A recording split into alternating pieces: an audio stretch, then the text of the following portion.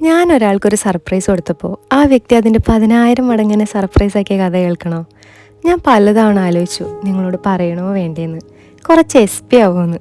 പിന്നെ ഓർത്തെ എൻ്റെ ഡിക്ഷണറിയിൽ S P ഇല്ലല്ലോ, SR അല്ലേ ഉള്ളൂ. സെൽഫ് റെസ്പെക്റ്റേ. പോരാത്തതിന് വിമൻസ് ഡേ കൂടിയല്ലേ. ഞാൻ ജീവിച്ചിരിക്കുന്നിടത്തോളം കാലം എൻ്റെ വിമൻസ് ഡേ സ്പെഷ്യലാക്കാൻ ഈ ഒരു കാര്യം മാത്രം മതി.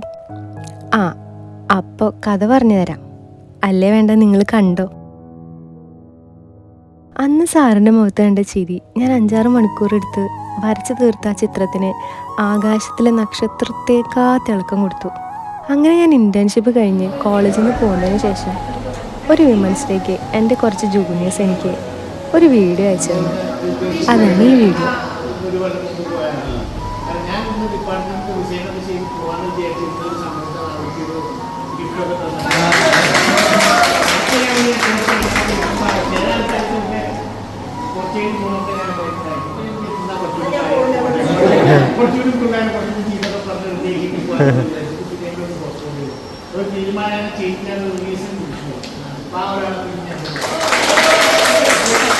വേറെ എന്താ വേണ്ട എനിക്ക്? പഠിപ്പിച്ച സാറ് തന്നെ വിമൻസ് ഡേക്ക് ഇൻഫ്ലുവൻസ് ചെയ്ത ഒരു വ്യക്തിയെ ചോദിച്ചപ്പോൾ എൻ്റെ പേര് പറയാമെന്ന് പറഞ്ഞാൽ ഞാൻ ആ വീഡിയോ കണ്ടപ്പോൾ എനിക്ക് എന്താ തോന്നിയെന്നോ, എനിക്ക് പെട്ടെന്ന് 2 ചിറക് മുളച്ച് ഞാൻ ആകാശത്തേക്ക് പറക്കണ പോലെ. ശരിക്കും ആ സന്തോഷം എനിക്ക് എങ്ങനെ പറഞ്ഞറിയിക്കാമെന്നറിയില്ല.